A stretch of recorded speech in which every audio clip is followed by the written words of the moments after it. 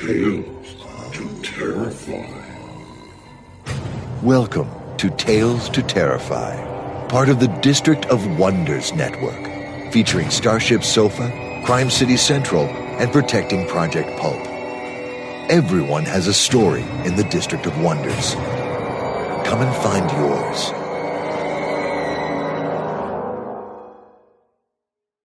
Good evening, children of the night. Come in and know that you are welcome. Welcome to the District of Wonders, to Tales to Terrify, and to the Nook, our little safe harborage above the street. I'm Lawrence Santoro, and I am delighted to have you here for the finale of our reading of William Hope Hodgson's monumental House on the Borderland, concluded for us tonight by the redoubtable Nicholas Camm. We have one bit of business before we plunge ahead. Oh, yes, grab a treat, find a chum, get a seat, get comfortable, relax. There is much to hear and savor tonight. If you saw our homepage last week or looked at our Facebook page earlier this week, you may have noted that winged, clawed, tentacular-snouted, droopy-eyed, yet malevolent cephalopod oozing over the Brooklyn Domino Sugar Building of Doom. Well, that apocalyptic vision is called Cthulhu Takes Brooklyn, and it comes to us courtesy of Mr. Travis Braxton. To quote Travis, as a longtime listener to Tales to Terrify, this is an honor. Of the image, he says, Cthulhu Takes Brooklyn was created as a flyer for a show that will open this Friday the 13th as part of the North Side Music Fest in Brooklyn. Well, by the time you hear this, I suspect it will doubtless be too late, but information about that event is at the site on our homepage. The artist's full name is Travis Uru Spalding Braxton. He claims bona fides as an artist, a witch, and a musician living in Bushwick, and says he's always working on 1 million different projects. Perhaps an exaggeration. However, he says he has an obsession with all things Lovecraftian and burns through as much genre fiction as he can get his hands on. He says that he makes flyers for a lot of local shows, but really thought Tales to Terrify would love this one, The Witch We Do. His pet project at present is The Wendigo, a musical endeavor based loosely on the insatiable beast of the forest that comes to us via Algernon Blackwood. When I put on my costume, Travis says, I channel the spirit of the Wendigo and he performs through me. Travis has provided several links to appropriate sites, which you'll find on the Tales homepage, talestoterrify.com, and eventually on our Facebook page. Thank you, Travis. Thank you so much. Next, settle in now, children of the night, for a few minutes in which we'll tread the sticky corridors of Mike Allen's world as he takes us on yet another tour of the Abattoir. Mike?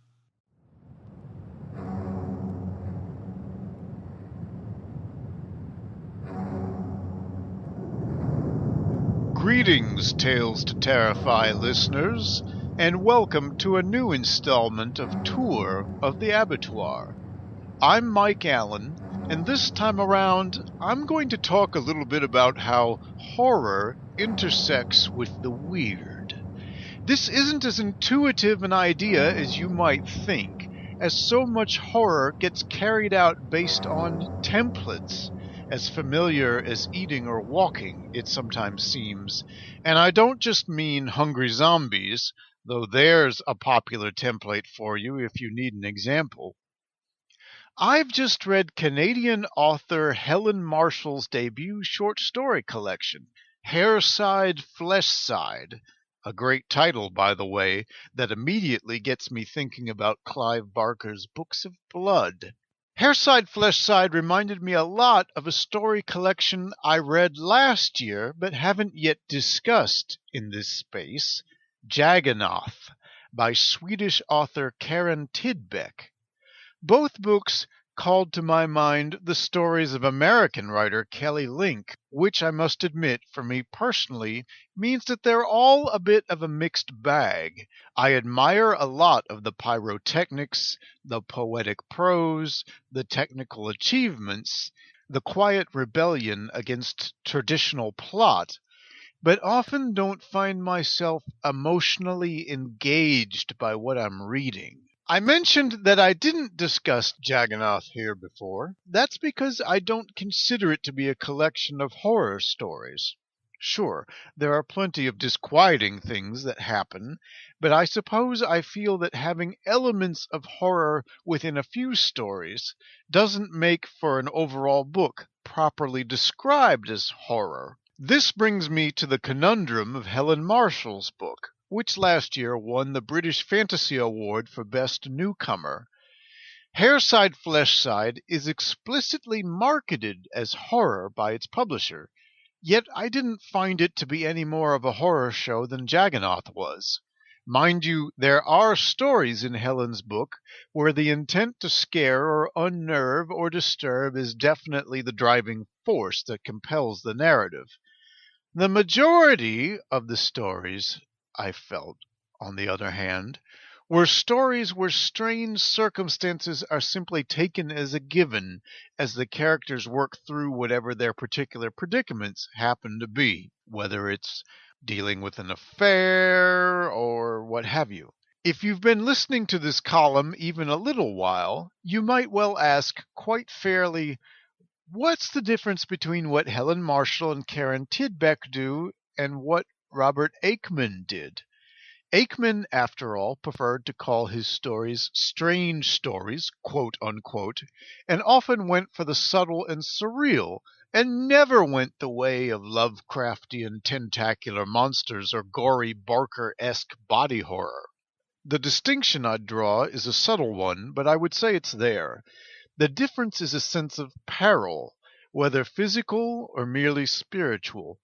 A number of the stories in Helen's book have more to do with self-discovery and actualization than with danger and dark nights of the soul. Not that those things are mutually exclusive, mind you. The stories in Tidbeck's book are a bit harder to classify. Some of them almost seem like written word museum exhibits. You come upon a strange thing, you observe it as it's described to you, then you move on. In Aickman's stories, the characters through whom you experience the off-kilter weirdness register fear and alarm, and even when they don't, it's pretty clear to you, the reader, that they ought to be. This isn't true at all in many of the stories in Marshall's book. Oddities tend to be taken in stride in the manner of magical realism. Not every time out, but most of the time. Tidbeck does much of the same thing, though she does have some material that comes closer to that unsettling Aickman feel. To put things in perspective, it's worth noting that my personal bar for what counts as scary and for what counts as weird is pretty high. I am, after all, the author of The Button Bin and other horror stories that you can find on Tony Smith's sites, such as Tales to Terrify and Starship Sofa. And I'm the editor of the Clockwork Phoenix books, where weird is normal.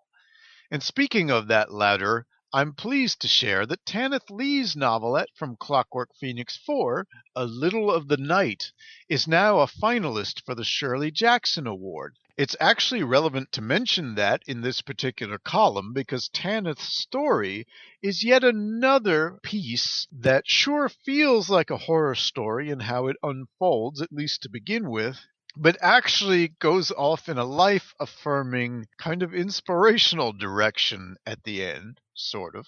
It has, I think, and of course I am not biased, a couple of very frightening moments, but it's almost more of a meta-story about the nature of fear in general and the stipulations of the vampire story in particular.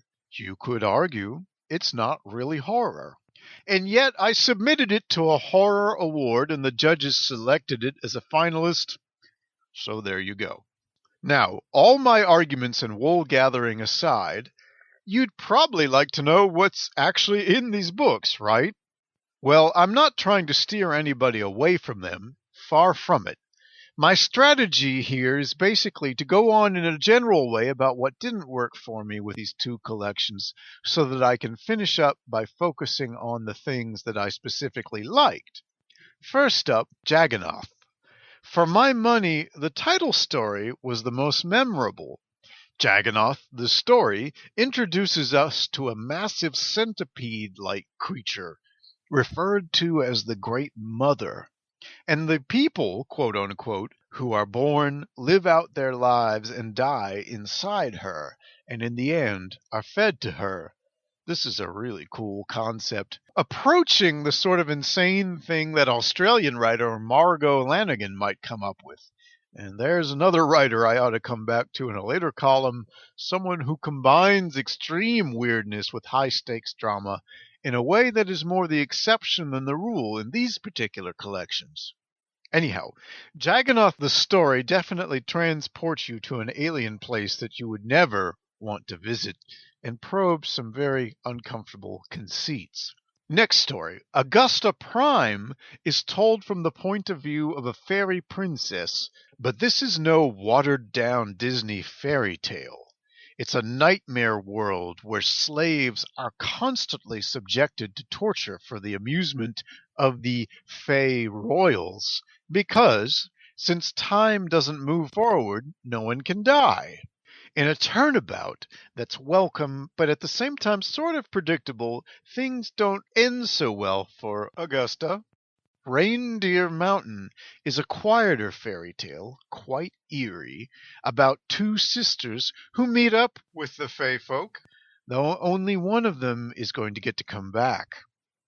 Brita's Holiday Village also has an eerie Aikman-esque feel, as a woman staying alone at a retreat has recurring dreams of visits from people with insect-like qualities. The outcome, though, is more melancholy than particularly wrenching or frightening. Who is Arvid Pecan ventures into Kafka territory. It's a story about a man working a surreal switchboard job. He's paid to scam the people who call by answering in the voice of the person that they have asked to talk to. But when he receives a request to play the role of someone who is dead, an already dark situation gets a lot worse. There's no denying Karen Tidbeck is good at coming up with strange story clockwork and setting these gears in motion, heading to places that are often surprising. Hairside Fleshside isn't quite as polished and pretty as Jagannath. And yet my favorite story from Helen's book is much more fun than what I found in Tidbeck's book as far as I'm concerned. It's a dark comedy titled Dead White Men. The conceit behind this story is just marvelous. You have a woman who preys, albeit in a relatively benign way, on pickup artists. She, quote unquote, lets them pick her up at London bars, has them follow her to the graves of famous authors with the promise of a bump and grind, and she does in fact have sex with them, but only after they've been possessed by the ghost of said author. The story is told not from her point of view, but from the point of view of one of her victims, a dude so infatuated that he decides to allow himself to continue to be used this way rather than never see her again. You'll probably see the ending coming, but it doesn't matter because it's a laugh riot. Perfectly executed. 10-point landing, Ms. Marshall. Though I've gone on at great length about how I just don't think Hairside Fleshside can really be counted as horror, the very first story, titled Blessed, is quite a nasty piece of work. Blessed has a really dark stream of magical realism flowing through it, presenting a world where children are given relics that let them be attended to by martyred saints with wounds and all. And this already rather disturbing premise sets up a story that's really about how incredibly cruel a parent can be. Blessed is not really representative of the tone of most of the collection, but it starts things off with a gut-wrenching, eye-gouging bang. And who doesn't love a good eye-gouging? The closing story, this feeling of flying, tied many of the thematic threads and techniques from earlier in the collection into a synthesis that for me really ignited. Dead White Men may have been my favorite story, but this beautiful and languid nightmare was the best story in the book, by far. We spend the length of this tale with a man who is on a plane ride that's in a kind of Schrödinger state. He may be dead. Everyone on the flight may be dead. The entire world may have ended. If, in fact, these are other ghosts on the plane with him, they want the ride to end, but the choice is up to him, and he's not ready, so he holds on. And so the plane may never land, and thus its passengers might never leave. It's a beautifully done story, enigmatic and chilling. I loved it. I want to conclude this column with a shout out to my buddy Dominique Parisien, who recommended both of these books to me and suggested this column.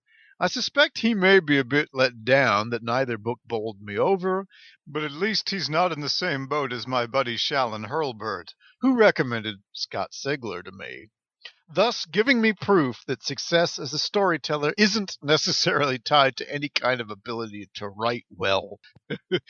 Okay, so you might be wondering, what does bowl me over? Well, you'll find out next time as I continue on my short fiction tear with a discussion of Livia Llewellyn's criminally neglected short story collection, Engines of Desire, a book that is indisputably, deliciously a heaping platter of horrors. Check it out if you haven't. I mean it. And until next time, stay scared. Thank you, Mike. And confound you, too. You've done it again. You've caused me to spend money on books, of all things. In particular, yours and Laird Barron's recommendations have nudged me to buy Livia Llewellyn's Engines of Desire. So, thank you.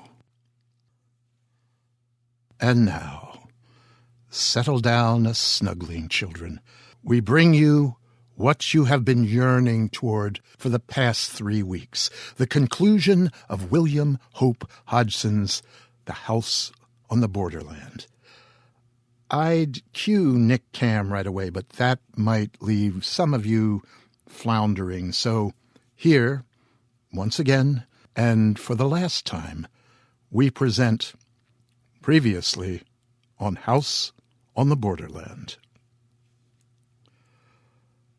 While on a fishing trip to Ireland, two friends, Tonneson and Berignog, have found the moldering journal of an unnamed man they call simply the Recluse. The journal was found in the ruins of a strange circular stone house. This Recluse, his sister, and faithful dog Pepper live in what apparently is a place shunned by the locals who believe the building was built by the devil. The Recluse relates a vision in which he travels through what seems to be interstellar space and arrives at a vast arena, the Plain of Silence, he calls it. Finally, surrounded by mountains with representations of mythological beasts, gods, demons, and other bestial horrors on their slopes, and a gigantic pig-like humanoid creature, vast and horrid, The mountains form a natural arena, the center of which is dominated by a building identical to his home in Ireland except for its vast scale and that it seems to be made of a jade-like substance. The recluse is returned to his reality, and after this vision of the arena, the man becomes fascinated with the pit adjacent to his house and begins to explore it. There he is attacked by man-sized creatures that he names the swine things, which appear to have their origins somewhere in the depths of a great chasm found under the house and accessed through the pit. The struggles with these creatures last for several nights of greater and greater ferocity. In the end, the man kills several of the swine things and apparently drives them off. As he searches for the origin of these swine creatures, he explores the pit where the local river ends and flows underground. When rock slides dam the water in the pit, trapping the man, his dog, Pepper, rescues him. The house transports him, interdimensionally, to an unknown place he calls the Sea of Sleep, where he is briefly reunited with his lost love, a woman who died years before he purchased the old house in Ireland. The ability of the house to transport him interdimensionally to her remote abode at the Sea of Sleep is what holds him from leaving the place. She warns him of the danger of remaining, but he will not go. A short time later, the man notices that day and night have begun to speed up, eventually blurring into a never-ending dusk. As he watches, his surroundings decay and collapse to dust. The dead world slowly grinds to a halt as the sun goes out after several million millennia. And now, here is the fourth and concluding part of William Hope Hodgson's The House on the Borderland.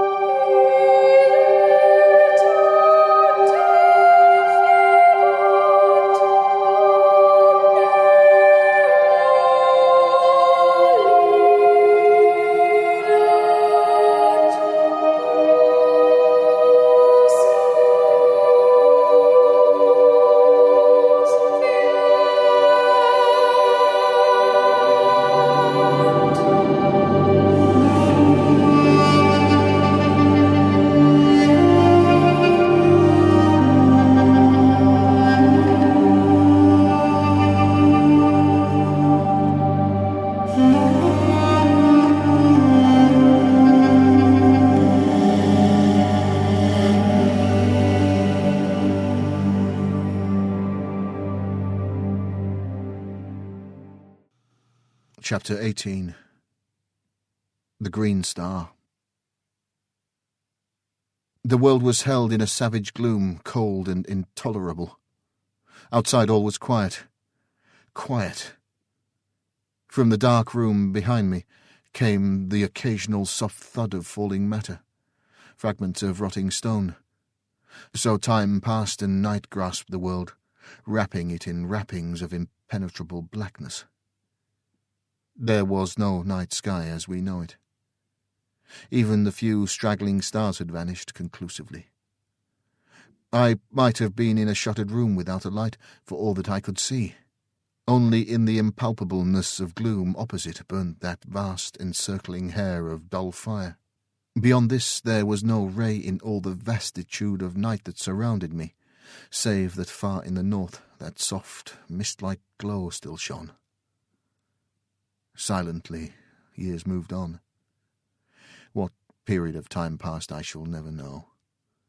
It seemed to me, waiting there, that eternities came and went stealthily, and still I watched.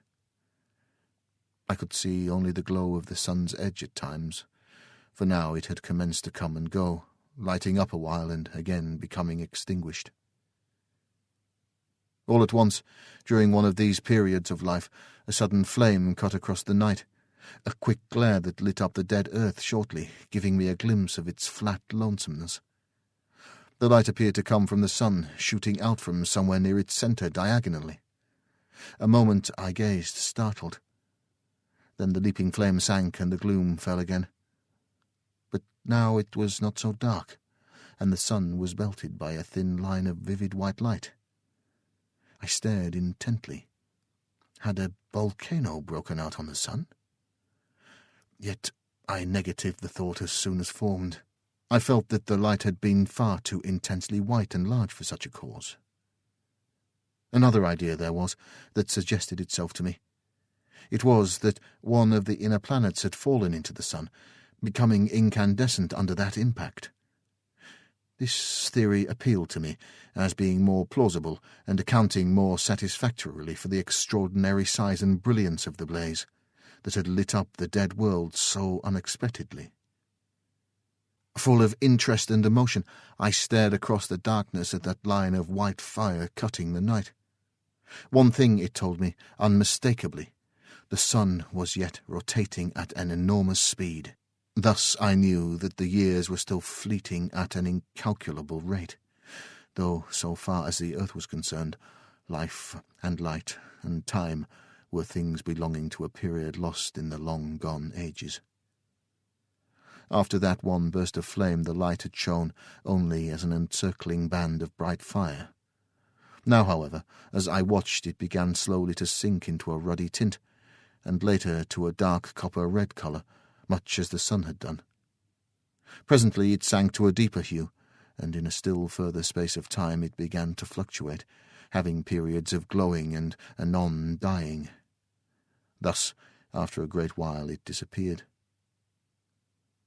Long before this, the smouldering edge of the sun had deadened into blackness, and so, in that supremely future time, the world, dark and intensely silent, rode on its gloomy orbit around the ponderous mass of the dead sun. My thoughts at this period can be scarcely described. At first they were chaotic and wanting in coherence, but later, as the ages came and went, my soul seemed to imbibe the very essence of the oppressive solitude and dreariness that held the earth.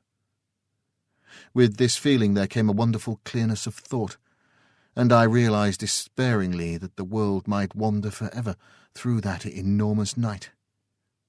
For a while the unwholesome idea filled me with a sensation of overbearing desolation, so that I could have cried like a child. In time, however, this feeling grew almost insensibly less, and unreasoning hope possessed me. Patiently I waited. From time to time the noise of dropping particles behind in the room came dully to my ears.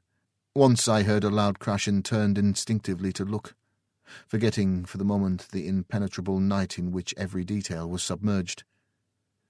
In a while my gaze sought the heavens, turning unconsciously toward the north. Yes, the nebulous glow still showed.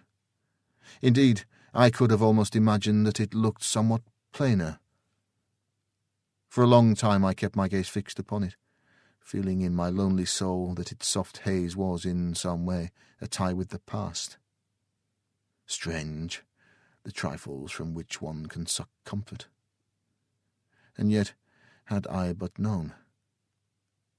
But I shall come to that in its proper time. For a very long space I watched, without experiencing any of the desire for sleep that would so soon have visited me in the old earth days. How I should have welcomed it, if only to have passed the time away from my perplexities and thoughts. Several times the comfortless sound of some great piece of masonry falling disturbed my meditations, and once it seemed I could hear whispering in the room behind me. Yet it was utterly useless to try to see anything. Such blackness as existed scarcely can be conceived. It was palpable and hideously brutal to the sense, as though something dead pressed up against me, something soft and icily cold. Under all this there grew up within my mind a great and overwhelming distress of uneasiness that left to drop me into an uncomfortable brooding.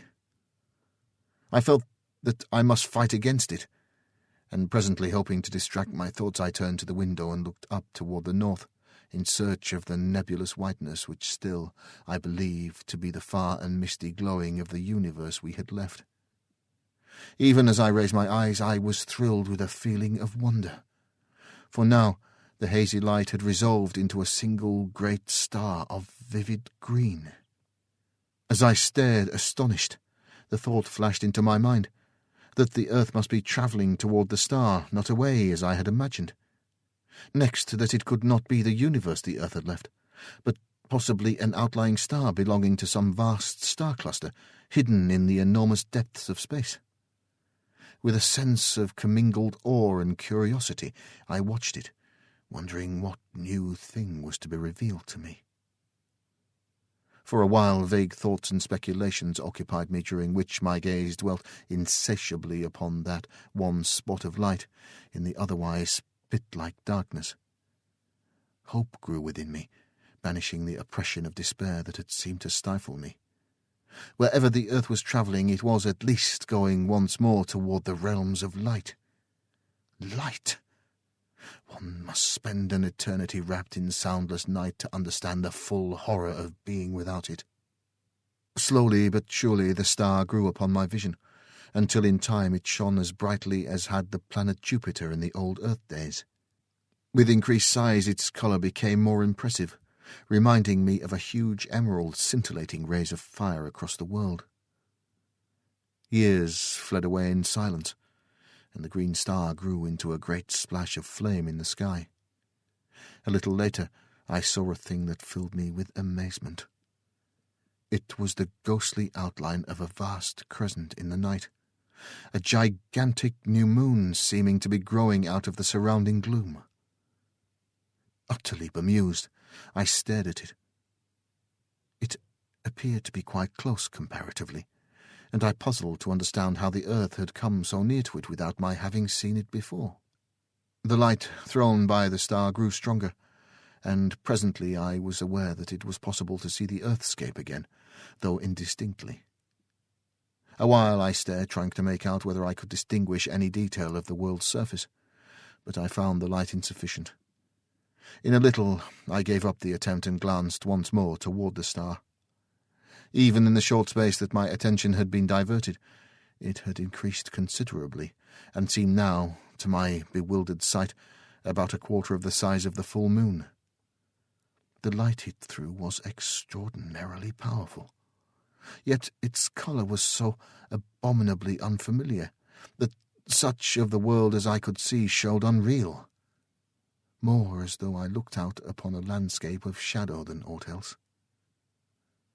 All this time the great crescent was increasing in brightness, and began now to shine with a perceptible shade of green. Steadily the star increased in size and brilliancy, until it showed fully as large as half a full moon, and as it grew greater and brighter, so did the vast crescent throw out more and more light, though of an ever-deepening hue of green. Under the combined blaze of their radiances, the wilderness that stretched before me became steadily more visible. Soon I seemed able to stare across the whole world, which now appeared beneath the strange light, terrible in its cold and awful flat dreariness. It was a little later that my attention was drawn to the fact that the great star of green flame was slowly sinking out of the north toward the east. At first I could scarcely believe that I saw aright, but soon there could be no doubt that it was so. Gradually it sank, and as it fell the vast crescent of glowing green began to dwindle and dwindle, until it became a mere arc of light against the livid coloured sky. Later it vanished, disappearing in the self-same spot from which I had seen it slowly emerge. By this time the star had come to within some 30 degrees of the hidden horizon. In size it could now have rivalled the moon at its full, though even yet I could not distinguish its disk. This fact led me to conceive that it was still an extraordinary distance away, and this being so, I knew that its size must be huge beyond the conception of man to understand or imagine. Suddenly, as I watched, the lower edge of the star vanished, cut by a straight dark line. A minute or a century passed, and it dipped lower, until the half of it disappeared from sight. Far away out of the great plain I saw a monstrous shadow blotting it out and advancing swiftly. Only a third of the star was visible now. Then, like a flash, the solution of this extraordinary phenomenon revealed itself to me. The star was sinking behind the enormous mass of the dead sun. Or, rather, the sun, obedient to its attraction, was rising toward it, with the earth following in its trail. As these thoughts expanded in my mind, the star vanished, being completely hidden by the tremendous bulk of the sun. Over the earth there fell once more the brooding night. With its darkness came an intolerable feeling of loneliness and dread. For the first time I thought of the pit and its inmates. After that there rose in my memory the still more terrible thing that had haunted the shores of the Sea of Sleep and lurked in the shadows of this old building. Where were they, I wondered, and shivered with miserable thoughts. For a time fear held me, and I prayed wildly and incoherently for some ray of light with which to dispel the cold blackness that enveloped the world. How long I waited it is impossible to say. Certainly for a very great period. Then, all at once, I saw a loom of light shine out ahead. Gradually it became more distinct. Suddenly a ray of vivid green flashed across the darkness. At the same moment I saw a thin line of livid flame far in the night. An instant, it seemed, and it had grown into a great clot of fire, beneath which the world lay bathed in a blaze of emerald-green light. Steadily it grew, until presently the whole of the green star had come into sight again. But now it could be scarcely called a star, for it had increased to vast proportions, being incomparably greater than the sun had been in the olden time. Then, as I stared, I became aware that I could see the edge of the lifeless sun glowing like a great crescent moon.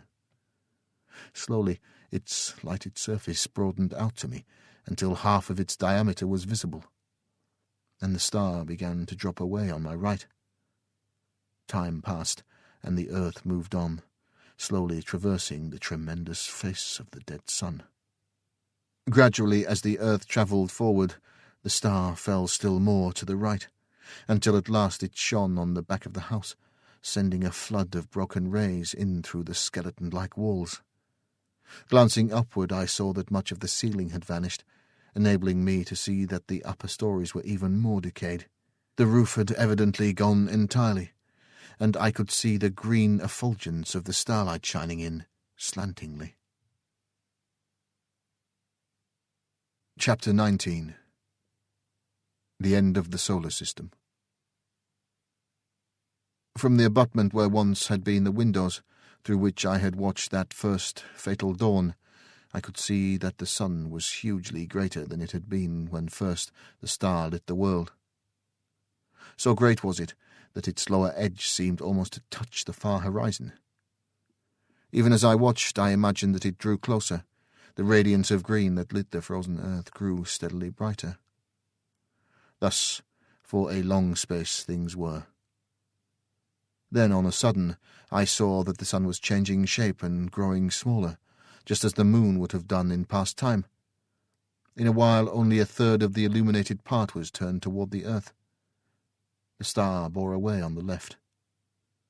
Gradually, as the world moved on, the star shone upon the front of the house once more, while the sun showed only as a great bow of green fire. An instant, it seemed, and the sun had vanished. The star was still fully visible. Then the earth moved into the black shadow of the sun, and all was night. Night, black, starless, and intolerable.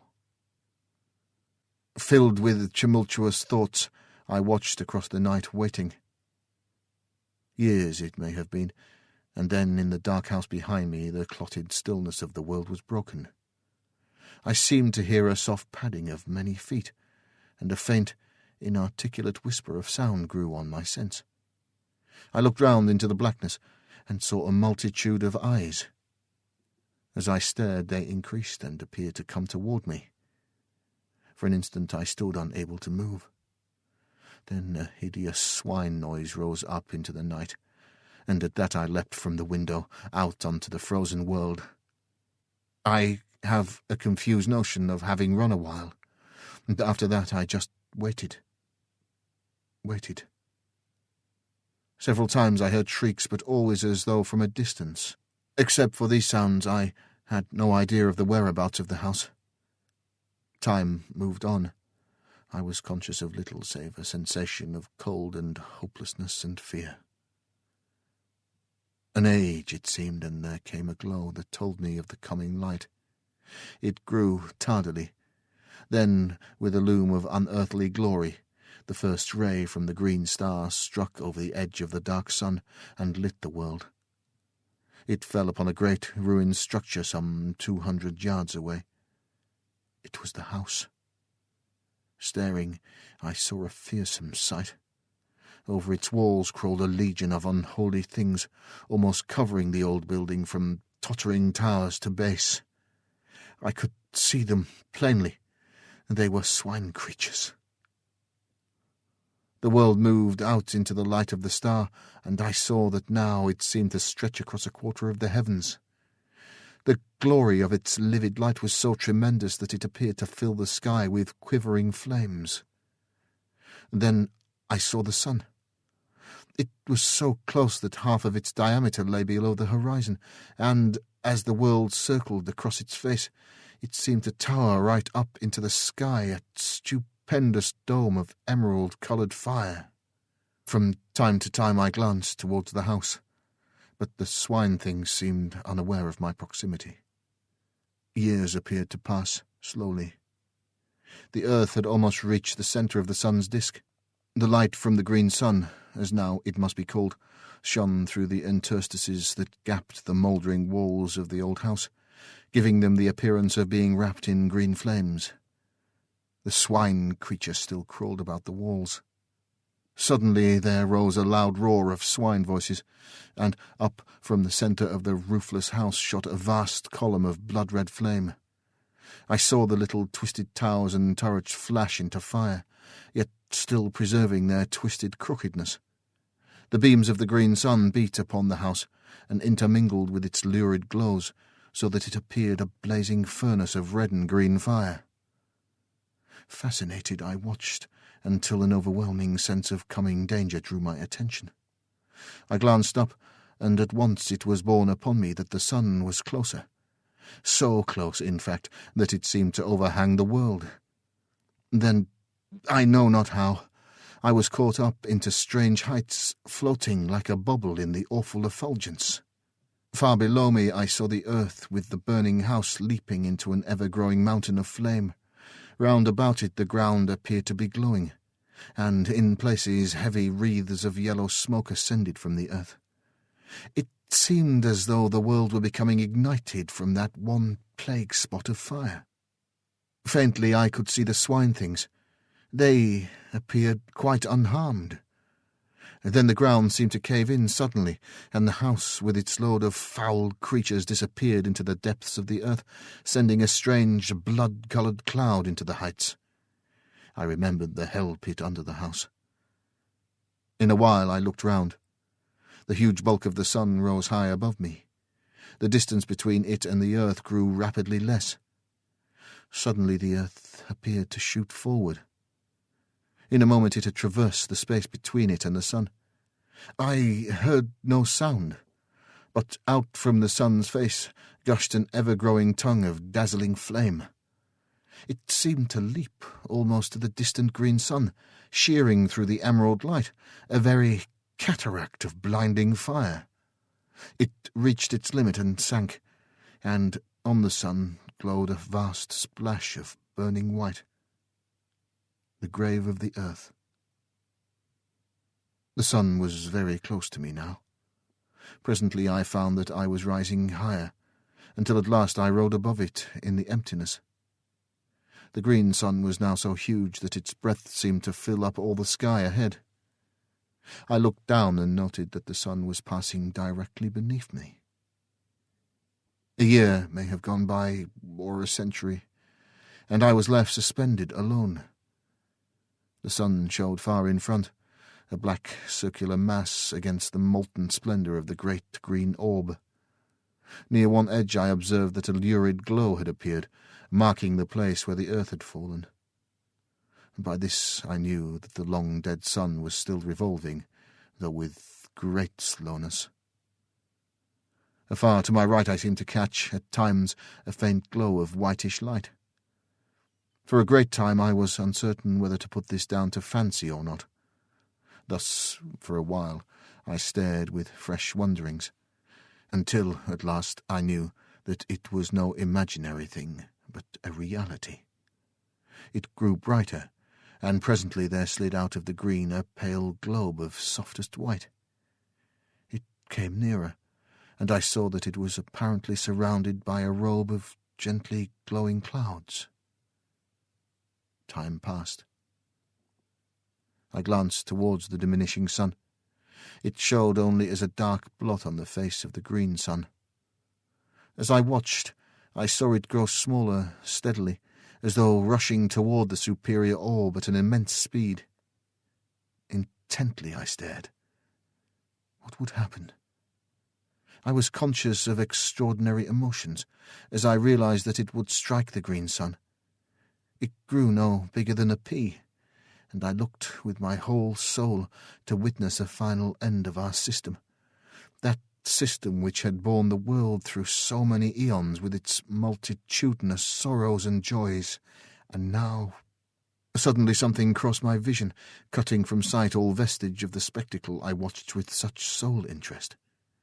What happened to the dead sun I did not see, but I have no reason, in the light of that which I saw afterward, to disbelieve that it fell into the strange fire of the green sun and so perished. And then, suddenly, an extraordinary question rose in my mind, whether this stupendous globe of green fire might not be the vast central sun, the great sun round which our universe and countless others revolve. I felt confused. I thought of the probable end of the dead sun, and another suggestion came dumbly. Do the dead stars make the green sun their grave? The idea appealed to me with no sense of grotesqueness, but rather as something both possible and probable. Chapter 20. The Celestial Globes. For a while many thoughts crowded my mind, so that I was unable to do aught save stare blindly before me. I seemed whelmed in a sea of doubt and wonder and sorrowful remembrance. It was later that I came out of my bewilderment. I looked about dazedly. Thus I saw so extraordinary a sight that for a while I could scarcely believe I was not still wrapped in the visionary tumult of my own thoughts. Out of the raining green had grown a boundless river of softly shimmering globes, each one enfolded in a wondrous fleece of pure cloud. They reached both above and below me to an unknown distance, and not only hid the shining of the green sun, but supplied in place thereof a tender glow of light that suffused itself around me, like unto nothing I have ever seen before or since. In a little I noticed that there was about these spheres a sort of transparency, almost as though they were formed of clouded crystal within which burned a radiance, gentle and subdued. They moved on past me continually, floating onward at no great speed, but rather as though they had eternity before them. A great while I watched, and could perceive no end to them. At times I seemed to distinguish faces amid the cloudiness, but strangely indistinct, as though partly real and partly formed of the mistiness through which they showed. For a long time I waited, passively with a sense of growing content. I had no longer that feeling of unutterable loneliness, but felt rather that I was less alone than I had been for kalpas of years. This feeling of contentment increased so that I would have been satisfied to float in company with these celestial globes forever. Ages slipped by, and I saw the shadowy faces with increased frequency, also with greater plainness. Whether this was due to my soul having become more attuned to its surroundings, I cannot tell. Probably it was so. But, however this may be, I am assured now only of the fact that I became steadily more conscious of a new mystery about me, telling me that I had, indeed, penetrated within the borderland of some unthought-of region, some subtle, intangible place or form of existence. The enormous stream of luminous spheres continued to pass me at an unvarying rate. Countless millions. And still they came, showing no signs of ending, nor even diminishing. Then, as I was borne silently upon the unbuoying ether, I felt a sudden, irresistible forward movement toward one of the passing globes. An instant, and I was beside it. Then I slid through into the interior without experiencing the least resistance of any description. For a short while I could see nothing and waited curiously. All at once I became aware that a sound broke the inconceivable stillness.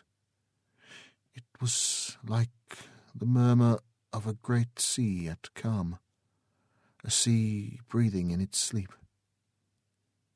Gradually the mist that obscured my sight began to thin away, and so, in time, my vision dwelt once again upon the silent surface of the Sea of Sleep.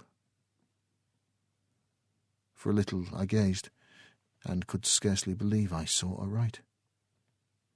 I glanced round. There was the great globe of pale fire, swimming, as I had seen it before, a short distance above the dim horizon.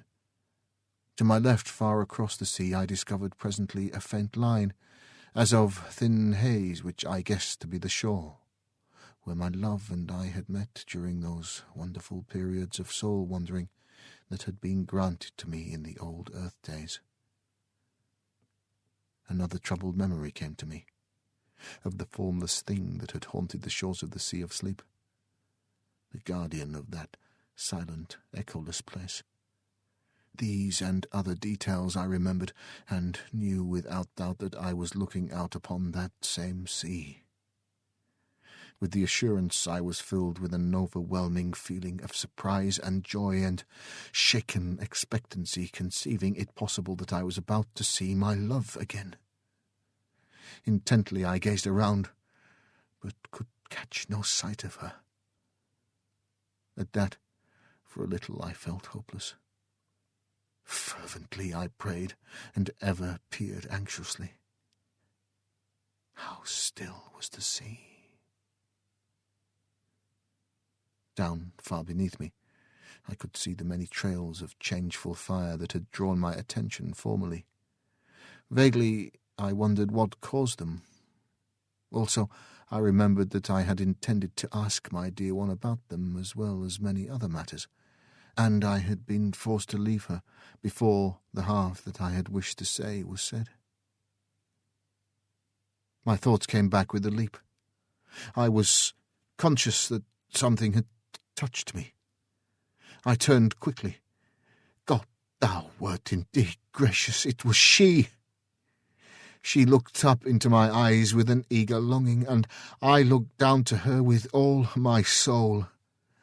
I should like to have held her, but the glorious purity of her face kept me afar. Then, out of the winding mist, she put her dear arms. Her whisper came to me, soft as the rustle of a passing cloud. "Dearest," she said. That was all. But I had heard, and in a moment I held her to me, as I prayed, forever. In a little she spoke of many things, and I listened. Willingly would I have done so through all the ages that are to come. At times I whispered back, and my whispers brought to her spirit face once more an indescribably delicate tint, the bloom of love. Later I spoke more freely, and to each word she listened, and made answer delightfully, so that already I was in paradise. She and I, and nothing, save the silent, spacious void to see us, and only the quiet waters of the sea of sleep to hear us. Long before, the floating multitude of cloud-enfolded spheres had vanished into nothingness. Thus we looked upon the face of the slumberous deeps and were alone. Alone. God, I would be thus alone in the hereafter, and yet be never lonely. I had her, and greater than this, she had me. Eon aged me, and on this thought and some others I hope to exist through the few remaining years that may yet lie between us. Chapter 21. The Dark Sun.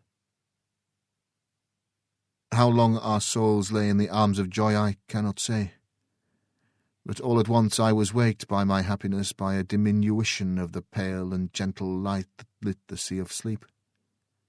I turned towards the huge white orb with a premonition of coming trouble.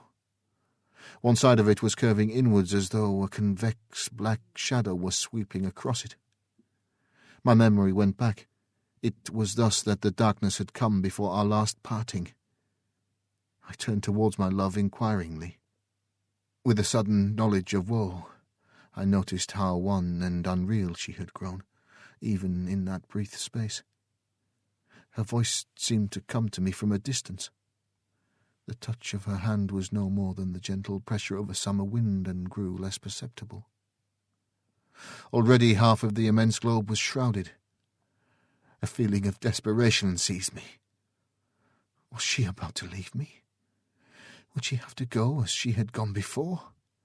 I questioned her anxiously, frightenedly, and she, nestling closer, explained in that strange, faraway voice that it was imperative she should leave me before the sun of darkness, as she termed it, blotted out the light.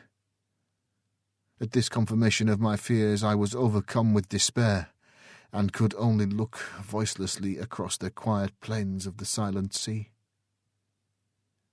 How swiftly the darkness spread across the face of the white orb. Yet in reality the time must have been long beyond human comprehension. At last, only a crescent of pale fire lit the now dim sea of sleep. All this while she had held me, but with so soft a caress that I had been scarcely conscious of it. We waited there together, she and I, speechless for very sorrow. In the dimming light her face showed shadowy, blending into the dusky mistiness that encircled us. Then, when a thin, curved line of soft light was all that lit the sea, she released me, pushing me from her tenderly. Her voice sounded in my ears. "I may not stay longer, dear one." It ended in a sob. She seemed to float away from me and become invisible. Her voice came to me out of the shadows, faintly, apparently from a great distance. "A little while." It died away remotely. In a breath the sea of sleep darkened into night. Far to my left I seemed to see for a brief instant a soft glow. It vanished, and in the same moment I became aware that I was no longer above the still sea, but once more suspended in infinite space with the green sun, now eclipsed by a vast dark sphere before me. Utterly bewildered, I stared almost unseeingly at the ring of green flames leaping above the dark edge. Even in the chaos of my thoughts, I wondered dully at their extraordinary shapes. A multitude of questions assailed me. I thought more of her I had so lately seen than of the sight before me. My grief and the thoughts of the future filled me. Was I doomed to be separated from her always? Even in the old Earth days she had been mine only for a little while. Then she had left me, as I thought, forever. Since then, I had seen her but these times upon the Sea of Sleep. A feeling of fierce resentment filled me, and miserable questions. Why could I not have gone with my love? What reason to keep us apart? Why had I to wait alone while she slumbered through the years on the still bosom of the Sea of Sleep? The Sea of Sleep! My thoughts turned inconsequently out of their channel of bitterness to fresh, desperate questions. Where was it? Where was it? It seemed to have but just parted from my love upon its quiet surface, and it had gone utterly. It could not be far away. And the white orb which I had seen hidden in the shadow of the sun of darkness. My sight dwelt upon the green sun, eclipsed. What had eclipsed it? Was there a vast dead star circling it? Was the central sun, as I had come to regard it, a double star? The thought had come almost unbidden. Yet why should it not be so? My thoughts went back to the white orb. Strange that it should have been... I stopped. An idea had come suddenly. The white orb and the green sun. Were they one and the same? My imagination wandered backward, and I remembered the luminous globe to which I had been so unaccountably attracted. It was curious that I should have forgotten it even momentarily. Where were the others? I reverted again to the globe I had entered. I thought for a time, and matters became clearer. I conceived that by entering that impalpable globule I had passed at once into some further and until then invisible dimension. There the green sun was still visible, but as a stupendous sphere of pale white light, almost as though its ghost showed and not its material part. A long time I mused on the subject. I remembered how on entering the sphere I had immediately lost all sights of the others. For a still further period I continued to revolve the different details in my mind. In a while my thoughts turned to other things. I came more into the present and began to look about me, seeingly. For the first time I perceived that innumerable rays of a subtle violet hue pierced the strange semi-darkness in all directions. They radiated from the fiery rim of the green sun. They seemed to grow upon my vision so that, in a little, I saw that they were countless. The night was filled with them, spreading outward from the green sun fanwise. I concluded that I was unable to see them by reason of the sun's glory being cut off by the eclipse. They reached right out into space and vanished. Gradually, as I looked, I became aware that fine points of intensely brilliant light traversed the rays. Many of them seemed to travel from the green sun into distance. Others came out of the void toward the sun, but one and all each kept strictly to the ray in which it travelled. Their speed was inconceivably great, and it was only when they neared the green sun, or as they left it, that I could see them as separate specks of light. Further from the sun they became thin lines of vivid fire within the violet. The discovery of these rays and the moving sparks interested me extraordinarily. To where did they lead in such countless profusion? I thought of the worlds in space, and those sparks. Messengers! Possibly the idea was fantastic, but I was not conscious of it being so. Messengers! Messengers from the central sun! An idea evolved itself slowly. Was the green sun the abode of some vast intelligence? The thought was bewildering. Visions of the unnameable rose vaguely. Had I, indeed, come upon the dwelling place of the eternal? For a time I repelled the thought dumbly. It was too stupendous. Yet huge, vague thoughts had birth within me. I felt suddenly terribly naked, and an awful nearness shook me. And heaven, was that an illusion? My thoughts came and went erratically. The sea of sleep, and she, heaven. I came back with a bound to the present. Somewhere out of the void behind me there rushed an immense dark body, huge and silent. It was a dead star hurling onward to the burying place of the stars. It drove between me and the central suns, blotting them out from my vision and plunging me into an impenetrable night. An age, and I saw again the violet rays. A great while later, eons it must have been, a circular glow grew in the sky ahead, and I saw the edge of the receding star show darkly against it.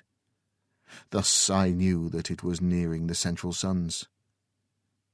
Presently I saw the bright ring of the green sun show plainly against the night. The star had passed into the shadow of the dead sun. After that I just waited. The strange years went slowly, and ever I watched intently. The thing I had expected came at last, suddenly, awfully. A vast flare of dazzling light, a streaming burst of white flames across the dark void. For an indefinite while it soared outward, a gigantic mushroom of fire. It ceased to grow. Then, as time went by, it began to sink backward slowly. I saw now that it came from a huge glowing spot near the centre of the dark sun. Mighty flames still roared outward from this. Yet, spite of its size, the grave of the star was no more than the shining of Jupiter upon the face of an ocean when compared with the inconceivable mass of the dead sun. I may remark here, once more, that no words will ever convey to the imagination the enormous bulk of the two central suns. Chapter 22. The Dark Nebula. Years melted into the past, centuries, eons. The light of the incandescent star sank to a furious red. It was later that I saw the dark nebula. At first, an impalpable cloud away to my right. It grew steadily to a clot of blackness in the night. How long I watched it is impossible to say, for time, as we count it, was a thing of the past. It came closer, a shapeless monstrosity of darkness, tremendous. It seemed to slip across the night sleepily, a very hell fog. Slowly it slid nearer and passed into the void between me and the central suns. It was as though a curtain had been drawn before my vision. A strange tremor of fear took me, and a fresh sense of wonder. The green twilight that had reigned for so many millions of years had now given place to impenetrable gloom. Motionless I peered about me.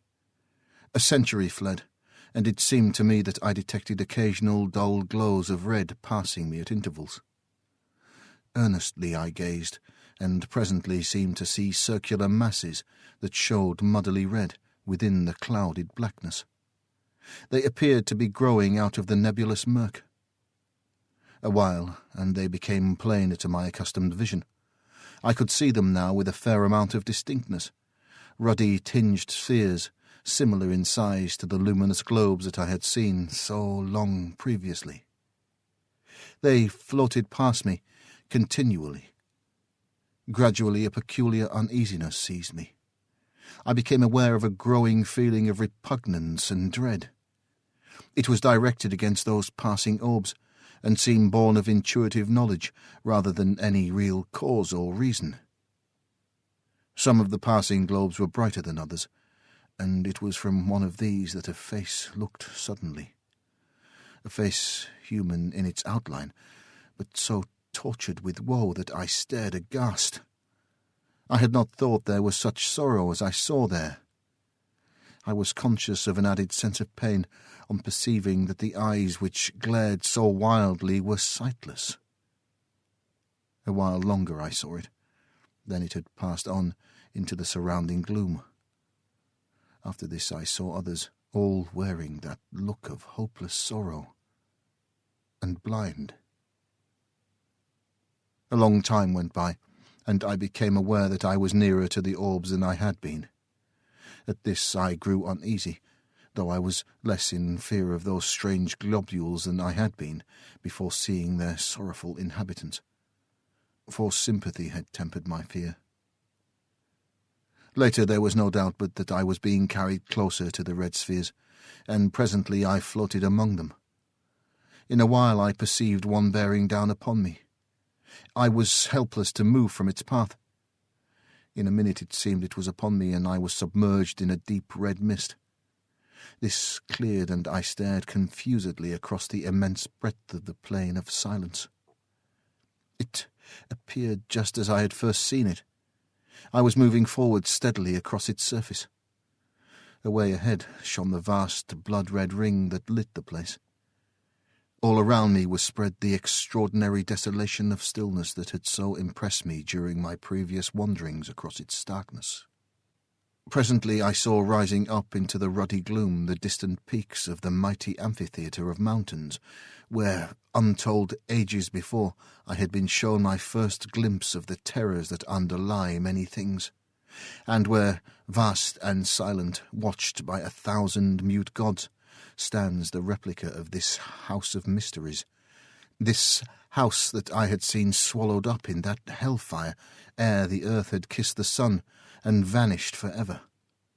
Though I could see the crests of the mountain amphitheatre, yet it was a great while before their lower portions became visible. Possibly this was due to the strange ruddy haze that seemed to cling to the surface of the plain. However, be this as it may, I saw them at last. In a still further space of time I had come so close to the mountains that they appeared to overhang me. Presently I saw the great rift open before me, and I drifted into it, without volition on my part. Later I came out upon the breadth of the enormous arena. There, at an apparent distance of some 5 miles, stood the house, huge, monstrous, and silent, lying in the very centre of that stupendous amphitheatre. So far as I could see, it had not altered in any way, but looked as though it were only yesterday that I had seen it. Around, the grim, dark mountains frowned down upon me from their lofty silences. Far to my right, away up among inaccessible peaks, loomed the enormous bulk of the great beast-god. Higher I saw the hideous form of the dread goddess rising up through the gloom, thousands of fathoms above me. To the left I made out the monstrous eyeless thing, grey and inscrutable. Further off, reclining on its lofty ledge, the livid ghoul shape showed, a splash of sinister colour among the dark mountains. Slowly I moved out across the great arena, floating. As I went, I made out the dim forms of many of the other lurking horrors that peopled these supreme heights. Gradually I neared the house, and my thoughts flashed back across the abyss of years. I remembered the dread spectre of the place. A short while passed, and I saw that I was being wafted directly toward the enormous mass of that silent building. About this time I became aware, in an indifferent sort of way, of a growing sense of numbness that robbed me of the fear which I should otherwise have felt on approaching that awesome pile. As it was, I viewed it calmly, much as a man views calamity through the haze of his tobacco smoke. In a little while I had come so close to the house as to be able to distinguish many of the details about it. The longer I looked, the more was I confirmed in my long-ago impressions of its entire similitude to this strange house. Save in its enormous size, I could find nothing unlike. Suddenly, as I stared, a great feeling of amazement filled me. I had come opposite to that part where the outer door leading into the study is situated. There, Lying right across the threshold lay a great length of coping stone, identical, save in size and colour, with the piece I had dislodged in my fight with the pit creatures. I floated nearer, and my astonishment increased, as I noted that the door was broken partly from its hinges, precisely in the manner that my study door had been forced inward by the assaults of the swine things. The sight started a train of thoughts, and I began to trace dimly that the attack on this house might have a far deeper significance than I had hitherto imagined. I remembered how, long ago, in the old Earth days, I had half suspected that, in some unexplainable manner, this house in which I live was en rapport, to use a recognized term, with that other tremendous structure, away in the midst of that incomparable plain.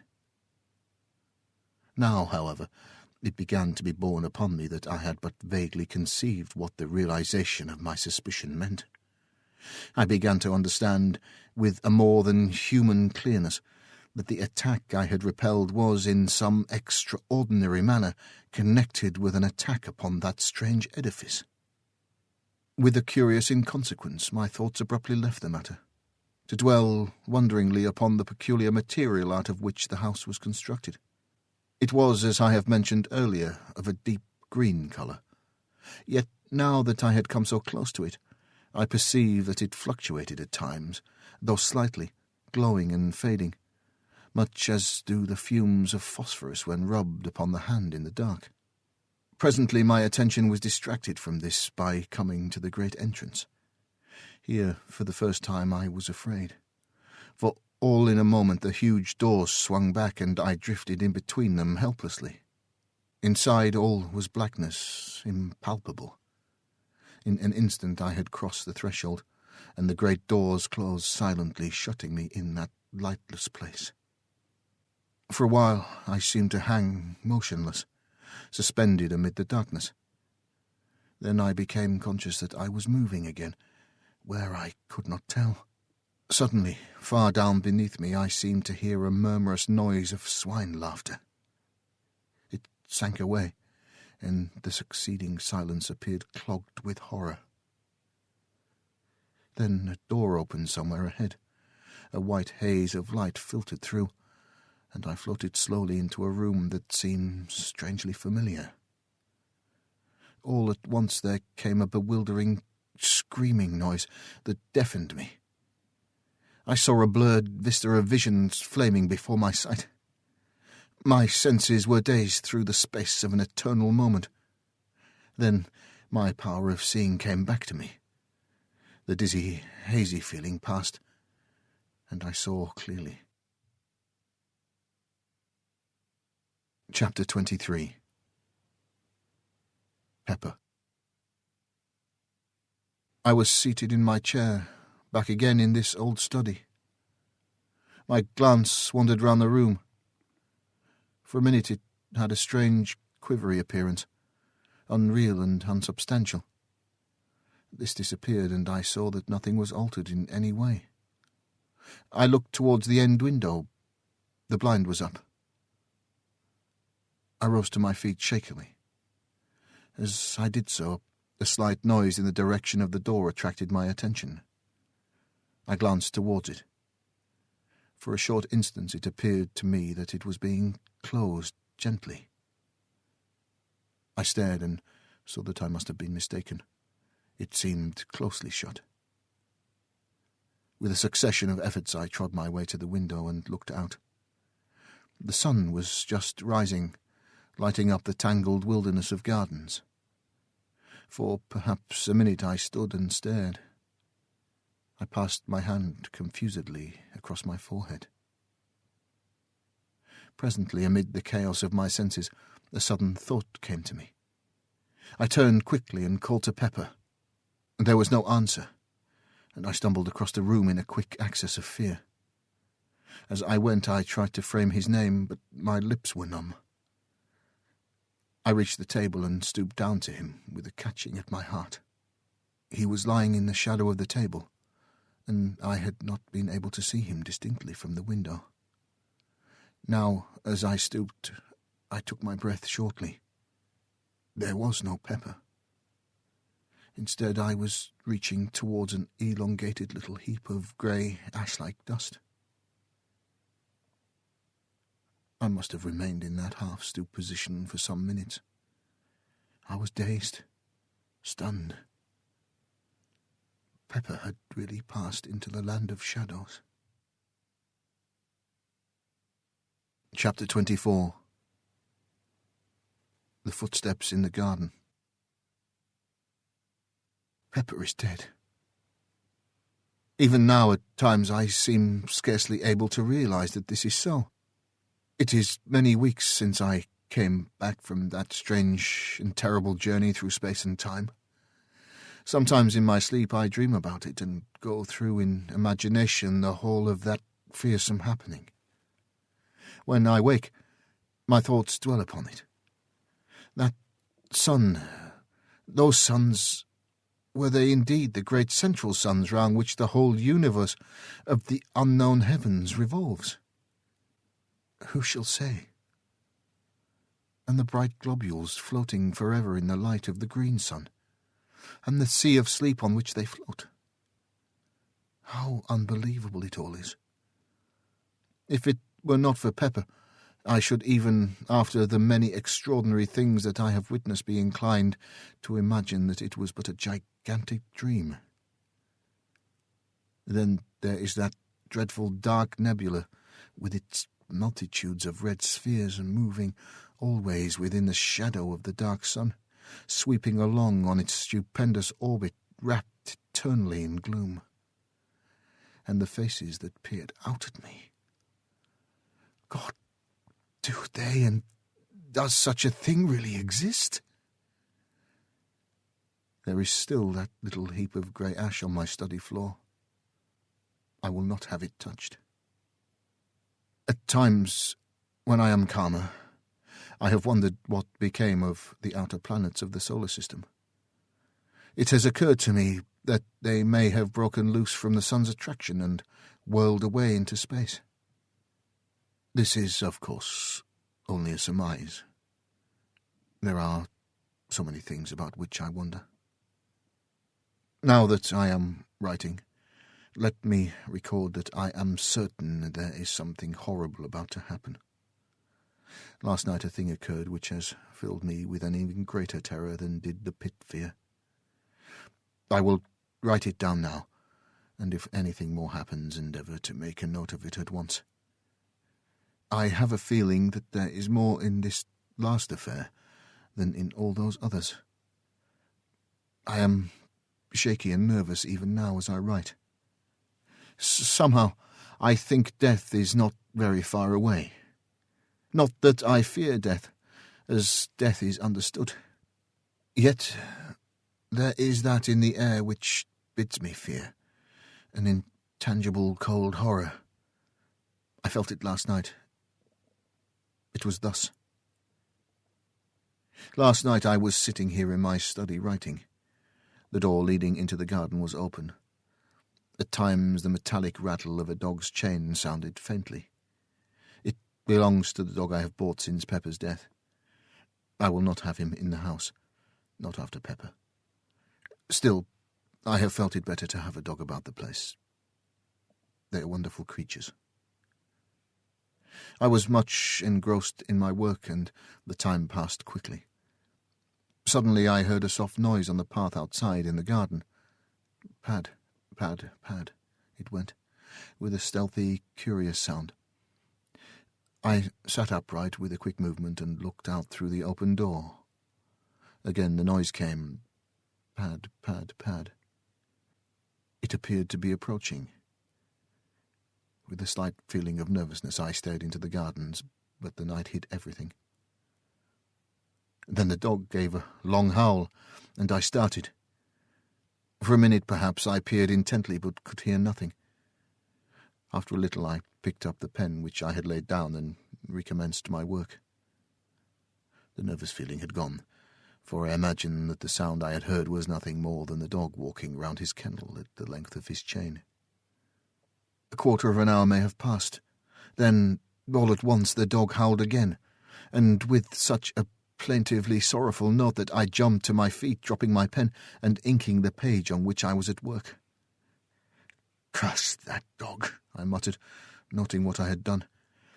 Then, even as I said the words, there sounded again that queer pad, pad, pad. It was horribly close, almost by the door, I thought. I knew now that it could not be the dog. His chain would not allow him to come so near. The dog's growl came again, and I noted subconsciously the taint of fear in it. Outside on the windowsill I could see Tip, my sister's pet cat. As I looked, it sprang to its feet, its tail swelling visibly. For an instant it stood thus, seeming to stare fixedly at something in the direction of the door. Then, quickly, it began to back along the sill until, reaching the wall at the end, it could go no further. There it stood, rigid as though frozen in an attitude of extraordinary terror. Frightened and puzzled, I seized a stick from the corner and went toward the door silently, taking one of the candles with me.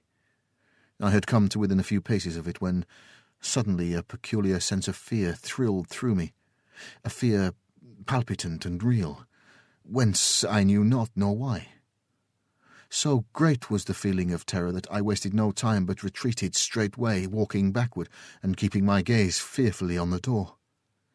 I would have given much to rush at it, fling it to and shoot the bolts, for I have had it repaired and strengthened, so that now it is far stronger than ever it has been. Like Tip, I continued my almost unconscious progress backward until the wall brought me up. At that I stared nervously and glanced round apprehensively. As I did so, my eyes dwelt momentarily on the rack of firearms, and I took a step toward them, but stopped with a curious feeling that they would be needless. Outside in the gardens the dog moaned strangely. Suddenly from the cat there came a fierce, long screech. I glanced jerkily in its direction. Something luminous and ghostly encircled it and grew upon my vision. It resolved into a glowing hand, transparent with a lambent greenish flame flickering over it. The cat gave a last awful caterwaul, and I saw it smoke and blaze. My breath came with a gasp, and I leant against the wall. Over that part of the window there spread a smudge green and fantastic. It hid the thing from me, though the glare of fire shone through dully. A stench of burning stole into the room. Pad, pad, pad. Something passed down the garden path, and a faint mouldy odour seemed to come in through the open door and mingle with the burnt smell. The dog had been silent for a few moments. Now I heard him yowl sharply, as though in pain. Then he was quiet, save for an occasional subdued whimper of fear. A minute went by, and then the gate on the west side of the garden slammed distantly. After that, nothing. Not even the dog's whine. I must have stood there for some minutes. Then a fragment of courage stole into my heart, and I made a frightened rush at the door, dashed it to and bolted it. After that, for a full half-hour I sat helpless, staring before me rigidly. Slowly my life came back into me, and I made my way shakily upstairs to bed. That is all. Chapter 25. The Thing from the Arena.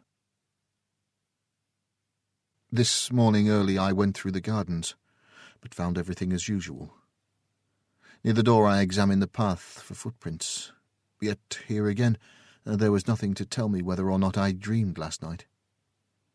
It was only when I came to speak to the dog that I discovered tangible proof that something did happen. When I went to his kennel, he kept inside, crouching up in one corner, and I had to coax him to get him out. When finally he consented to come, it was in a strangely cowed and subdued manner. As I patted him, my attention was attracted to a greenish patch on his left flank. On examining it, I found that the fur and skin had been apparently burnt off, for the flesh showed raw and scorched. The shape of the mark was curious, reminding me of the imprint of a large talon or hand. I stood up, thoughtful. My gaze wandered toward the study window. The rays of the rising sun shimmered on the smoky patch in the lower corner, causing it to fluctuate from green to red oddly. That was undoubtedly another proof, and suddenly the horrible thing I saw last night rose in my mind. I looked at the dog again. I knew the cause now of that hateful-looking wound on his side. I knew also that what I had seen last night had been a real happening, and a great discomfort filled me. Pepper, Tip, and now this poor animal. I glanced at the dog again and noticed that he was licking at his wound. Poor brute, I muttered, and bent to pat his head. At that, he got upon his feet, nosing and licking my hand wistfully. Presently I left him, having other matters to which to attend. After dinner I went to see him again. He seemed quiet and disinclined to leave his kennel. From my sister I have learned that he has refused all food today. She appeared a little puzzled when she told me, though quite unsuspicious of anything of which to be afraid. The day has passed, uneventfully enough. After tea I went again to have a look at the dog. He seemed moody and somewhat restless, yet persisted in remaining in his kennel. Before locking up for the night I moved his kennel out away from the wall, so that I shall be able to watch it from the small window tonight. The thought came to me to bring him into the house for the night, but consideration has decided me to let him remain out. I cannot say that the house is in any degree less to be feared than the gardens. Pepper was in the house, and yet... It is now 2:00. Since 8 I have watched the kennel from the small side window in my study, yet nothing has occurred, and I am too tired to watch longer. I will go to bed. During the night I was restless. This is unusual for me, but toward morning I obtained a few hours' sleep. I rose early and after breakfast visited the dog. He was quiet but morose, and refused to leave his kennel. I wish there was some horse doctor near here. I would have the poor brute looked to. All day he has taken no food, but has shown an evident desire for water, lapping it up greedily. I was relieved to observe this. The evening has come and I am in my study. I intend to follow my plan of last night and watch the kennel. The door leading into the garden is bolted securely. I am consciously glad there are bars to the windows. Night. Midnight has gone. The dog has been silent up to the present. Through the side window on my left I can make out dimly the outlines of the kennel. For the first time the dog moves and I hear the rattle of his chain. I look out quickly. As I stare the dog moves again restlessly, and I see a small patch of luminous light shine from the interior of the kennel. It vanishes, and then the dog stirs again, and once more the gleam comes. I am puzzled. The dog is quiet, and I can see the luminous thing plainly. It shows distinctly. There is something familiar about the shape of it. For a moment I wonder. Then it comes to me that it is not unlike the 4 fingers and thumb of a hand. Like a hand. And I remember the contour of that fearsome wound on the dog's side. It must be the wound I see. It is luminous at night. Why? The minutes pass. My mind is filled with this fresh thing. Suddenly I hear a sound out in the gardens. How it thrills through me. It is approaching. Pad, pad, pad. A prickly sensation traverses my spine and seems to creep across my scalp. The dog moves in his kennel and whimpers frightenedly. He must have turned round, for now I can no longer see the outline of his shining wound. Outside the gardens are silent once more, and I listen fearfully. A minute passes and another. Then I hear the padding sound again. It is quite close, and appears to be coming down the gravelled path. The noise is curiously measured and deliberate. It ceases outside the door, and I rise to my feet and stand motionless. From the door comes a slight sound. The latch is being slowly raised. A singing noise is in my ears, and I have a sense of pressure about the head. The latch drops with a sharp click into the catch. The noise startles me afresh, jarring horribly on my tense nerves. After that I stand for a long while amid an ever-growing quietness. All at once my knees begin to tremble, and I have to sit quickly. An uncertain period of time passes, and gradually I begin to shake off the feeling of terror that has possessed me. Yet still I sit. I seem to have lost the power of movement. I am strangely tired and inclined to doze. My eyes open and close, and presently I find myself falling asleep and waking in fits and starts. It is some time later that I am sleepily aware that one of the candles is guttering. When I wake again, it has gone out, and the room is very dim under the light of the one remaining flame. The semi-darkness troubles me a little. I have lost that awful sense of dread, and my only desire seems to be to sleep. Sleep. Suddenly, although there is no noise, I am awake, wide awake. I am acutely conscious of the nearness of some mystery, of some overwhelming presence. The very air seems pregnant with terror. I sit huddled and just listen intently. Still there is no sound. Nature herself seems dead. Then the oppressive stillness is broken by a little eldritch scream of wind that sweeps round the house and dies away remotely. I let my gaze wander across the half-lighted room. By the great clock in the far corner is a dark, tall shadow. For a short instant I stare frightenedly. Then I see that it is nothing, and am momentarily relieved. In the time that follows, the thought flashes through my brain, why not leave this house of mystery and terror? Then, as though in answer, there sweeps up across my sight a vision of the wondrous sea of sleep. The sea of sleep where she and I have been allowed to meet after the years of separation and sorrow. And I know that I shall stay on here, whatever happens. Through the side window I note the sombre blackness of the night. My glance wanders away, and round the room, resting on one shadowy object and another. Suddenly I turn and look at the window on my right. As I do so, I breathe quickly and bend forward with a frightened gaze at something outside the window, but close to the bars. I am looking at a vast, misty swine face, over which fluctuates a flamboyant flame of a greenish hue. It is the thing from the arena. The quivering mouth seems to drip with a continual phosphorescent slaver. The eyes are staring straight into the room with an inscrutable expression. Thus I sit rigidly, frozen. The thing has begun to move. It is turning slowly in my direction. Its face is coming round toward me. It sees me. Two huge, inhumanly human eyes are looking through the dimness at me. I am cold with fear.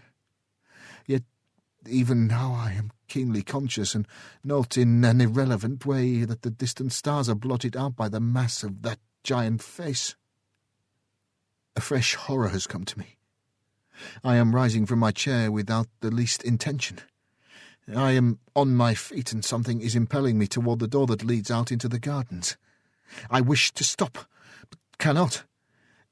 Some immutable power is opposed to my will, and I go slowly forward, unwilling and resistant. My glance flies round the room helplessly and stops at the window. The great swine face has disappeared, and I hear again that stealthy pad, pad, pad.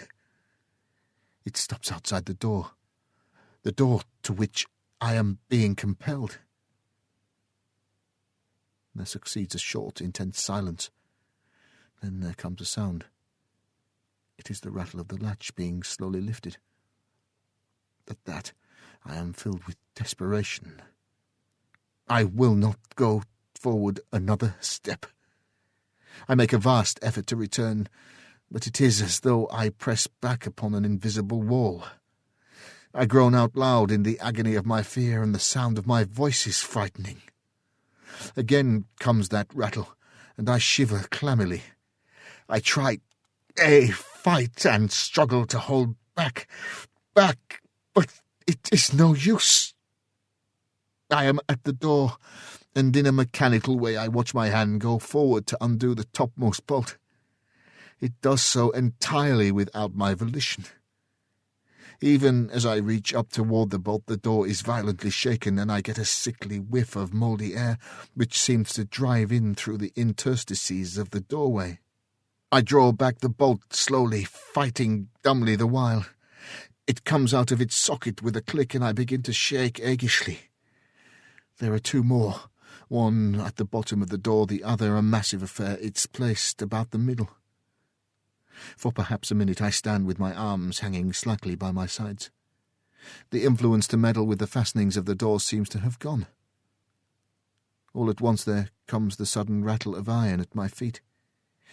I glance down quickly and realize with an unspeakable terror that my foot is pushing back the lower bolt. An awful sense of helplessness assails me. The bolt comes out of its hold with a slight ringing sound, and I stagger on to my feet, grasping at the great central bolt for support. A minute passes, an eternity, then another. My God, help me! I am being forced to work upon the fastening. I will not! Better to die than open to the terror that is on the other side of the door. Is there no escape? God help me! I have jerked the bolt out of its socket. My lips emit a hoarse scream of terror. The bolt is 3 parts drawn now, and still my unconscious hands work towards my doom. Only a fraction of steel between my soul and that. Twice I scream out in the supreme agony of my fear. Then, with a mad effort, I tear my hands away. My eyes seem blinded. A great blackness is falling upon me.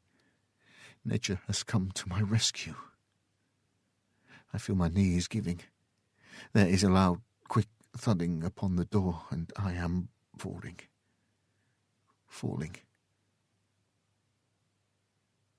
I must have lain there at least a couple of hours. As I discover, I am aware that the other candle has burnt out, and the room is in an almost total darkness. I cannot rise to my feet, for I am cold and filled with a terrible cramp. Yet my brain is clear, and there is no longer the strain of that unholy influence. Cautiously I get upon my knees and feel for the central bolt. I find it and push it securely back into its socket. Then the one at the bottom of the door. By this time I am able to rise to my feet, and so manage to secure the fastening at the top. After that, I go down upon my knees again and creep away among the furniture in the direction of the stairs. By doing this, I am safe from observation from the window. I reach the opposite door, and as I leave the study, cast one nervous glance over my shoulder toward the window. Out in the night I seem to catch a glimpse of something impalpable, but it may only be a fancy. Then I am in the passage and on the stairs. Reaching my bedroom, I clamber into bed, all clothed as I am, and pull the bedclothes over me. There, after a while, I begin to regain a little confidence. It is impossible to sleep, but I am grateful for the added warmth of the bedclothes. Presently I try to think over the happenings of the past night, but though I cannot sleep, I find that it is useless to attempt consecutive thought. My brain seems curiously blank. Toward morning I begin to toss uneasily. I cannot rest, and after a while I get out of bed and pace the floor. The wintry dawn is beginning to creep through the windows and shows the bare discomfort of the old room. Strange that through all these years It has never occurred to me how dismal the place really is. And so a time passes. From somewhere downstairs a sound comes up to me. I go to the bedroom door and listen. It is Mary, bustling about the great old kitchen, getting the breakfast ready. I feel little interest. I am not hungry. My thoughts, however, continue to dwell upon her. How little the weird happenings in this house seem to trouble her. Except in the incident of the pit creatures, she has seemed unconscious of anything unusual occurring. She is old like myself, yet how little we have to do with one another. Is it because we have nothing in common, or only that, being old, we care less for society than quietness? These and other matters pass through my mind as I meditate, and help to distract my attention for a while from the oppressive thoughts of the night. After a time I go to the window and, opening it, look out. The sun is now above the horizon, and the air, though cold, is sweet and crisp. Gradually my brain clears, and a sense of security for the time being comes to me. Somewhat happier, I go downstairs and out into the garden to have a look at the dog. As I approach the kennel, I am greeted by the same mouldy stench that assailed me at the door last night. Shaking off a momentary sense of fear, I call to the dog, but he takes no heed, and after calling once more, I throw a small stone into the kennel. At this, he moves uneasily, and I shout his name again, but do not go closer. Presently my sister comes out and joins me in trying to coax him from the kennel. In a little the poor beast rises and shambles out, lurching queerly. In the daylight he stands swaying from side to side and blinking stupidly. I look and note that the horrid wound is larger, much larger, and seems to have a whitish, fungoid appearance. My sister moves to fondle him, but I detain her and explain that I think it will be better not to go near him for a few days, as it is impossible to tell what may be the matter with him, and it is well to be cautious. A minute later, she leaves me, coming back with a basin of odd scraps of food. This she places on the ground near the dog, and I push it into his reach with the aid of a branch broken from one of the shrubs. Yet, though the meat should be tempting, he takes no notice of it, but retires to his kennel. There is still water in his drinking vessel, so after a few moments' talk, we go back to the house.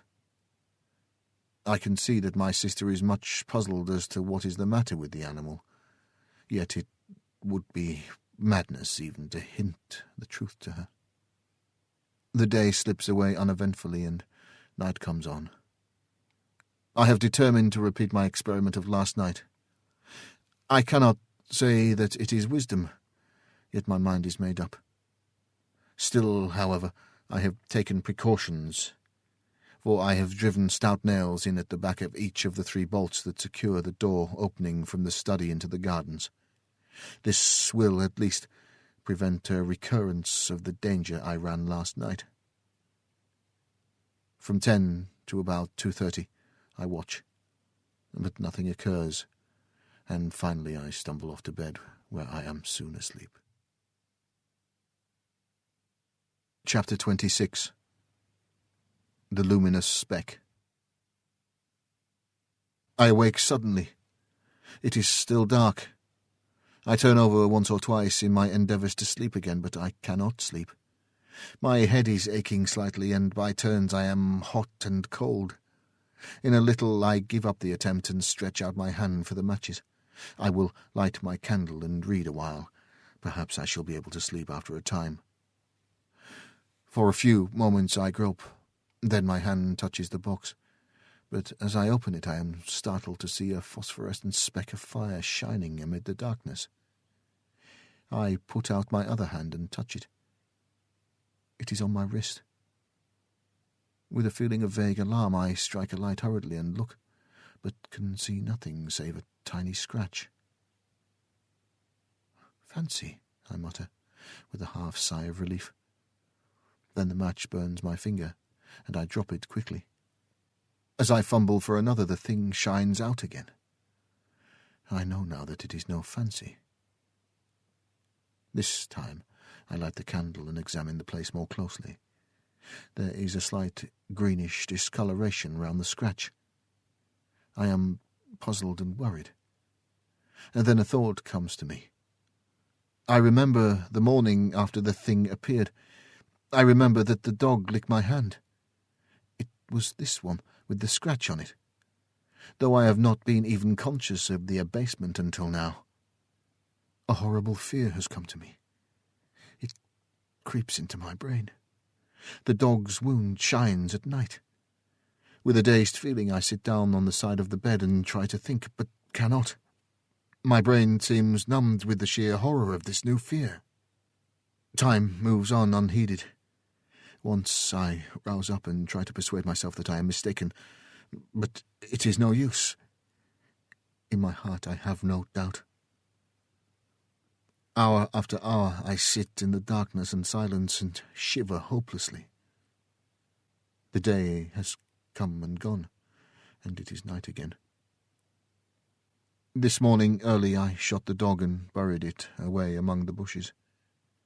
My sister is startled and frightened, but I am desperate. Besides, it is better so. The foul growth had almost hidden its left side, and the place on my wrist has enlarged perceptibly. Several times I have caught myself muttering prayers, little things learnt as a child. God Almighty, God help me. I shall go mad. 6 days and I have eaten nothing. It is night. I am sitting in my chair. Ah, God! I wonder have any ever felt the horror of life that I have come to know. I am swathed in terror. I feel ever the burning of this dread growth. It has covered all my right arm and side and is beginning to creep up my neck. Tomorrow it will eat into my face. I shall become a terrible mass of living corruption. There is no escape. Yet a thought has come to me, born of a sight of the gun rack on the other side of the room. I have looked again, with the strangest of feelings. The thought grows upon me. God, thou knowest. Thou must know that death is better. Aye, better 1,000 times than this. This. Jesus, forgive me. But I cannot live. Cannot. I dare not. I am beyond all help. There is nothing else left. It will at least spare me that final horror. I think I must have been dozing. I am very weak, and oh, so miserable and tired. The rustle of the paper tries my brain. My hearing seems preternaturally sharp. I will sit a while and think. Hush! I hear something down in the cellars. It is a creaking sound. My God! It is the opening of the great oak trap. What can be doing that? The scratching of my pen deafens me. I must listen. There are steps on the stairs. Strange, padding steps that come up and nearer.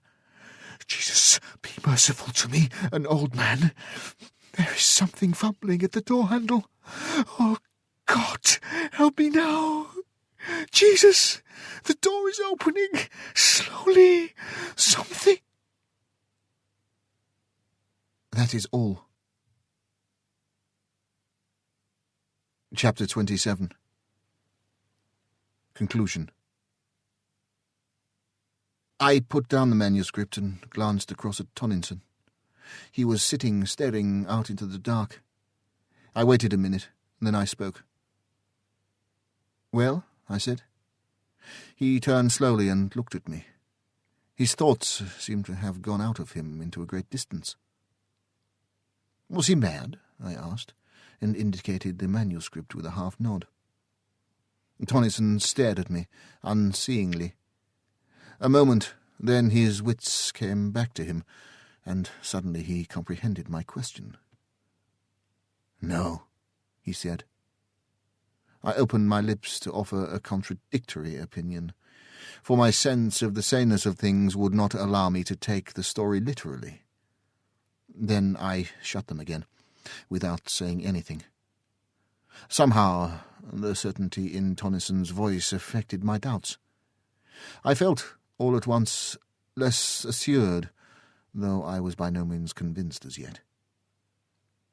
After a few moments' silence, Tonison rose stiffly and began to undress. He seemed disinclined to talk, so I said nothing, but followed his example. I was weary, though still full of the story I had just read.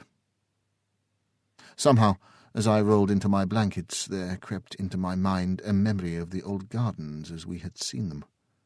I remembered the odd fear that the place had conjured up in our hearts, and it grew upon me with conviction that Tonison was right.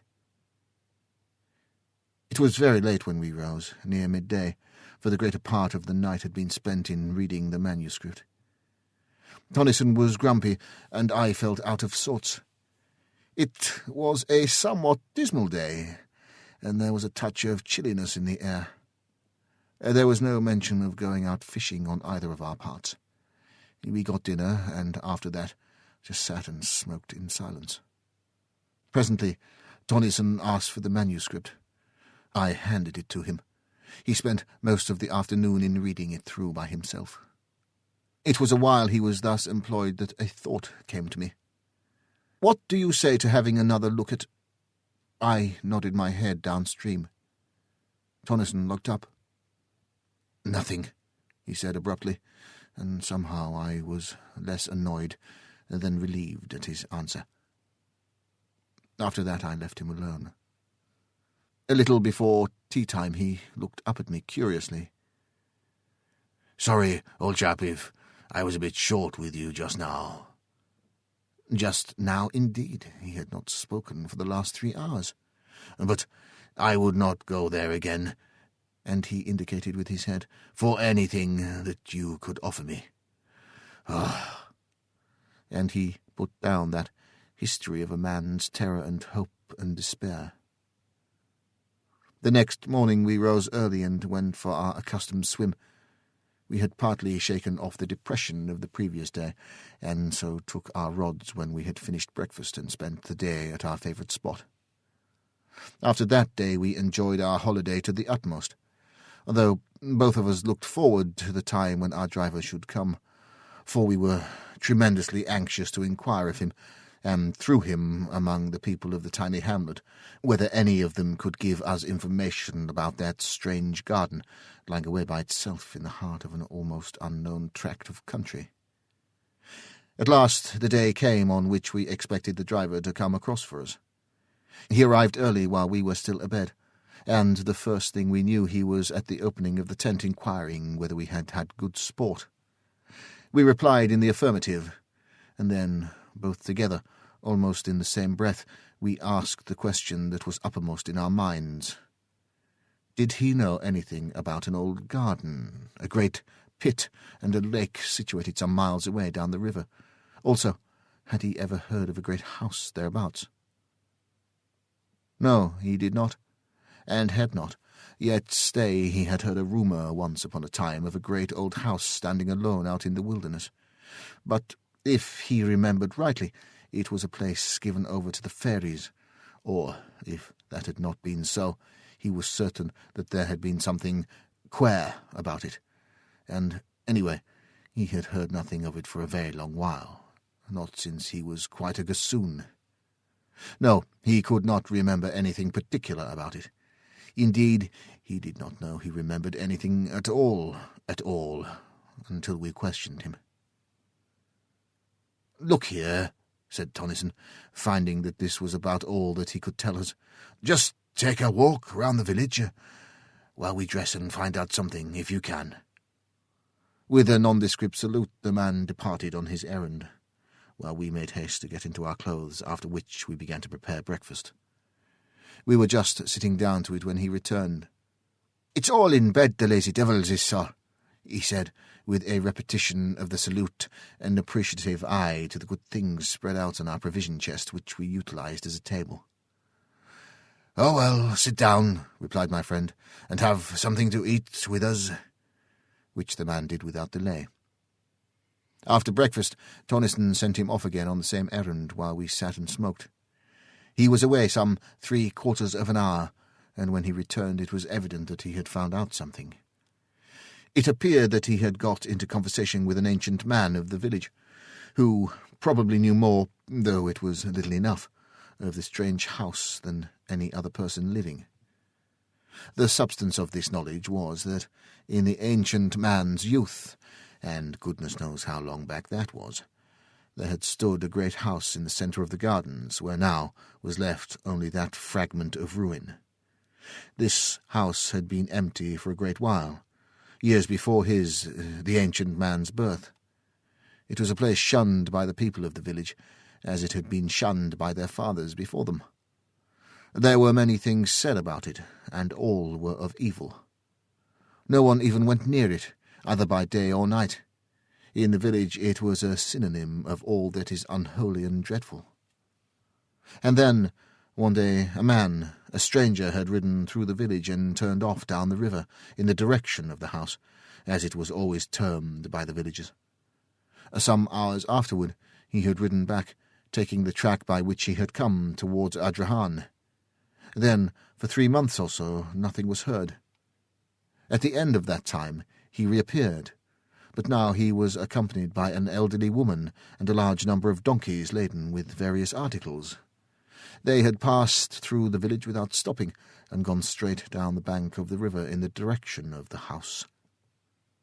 Since that time no one, save the man who they had chartered to bring over monthly supplies of necessities from Adrahan, had ever seen either of them, and him none had ever induced to talk. Evidently he had been paid well for his trouble. The years had moved onward, uneventfully enough in that little hamlet, the man making his monthly journeys regularly. One day he appeared as usual on his customary errand. He had passed through the village without exchanging more than a surly nod with the inhabitants, and gone on towards the house. Usually it was evening before he made the return journey.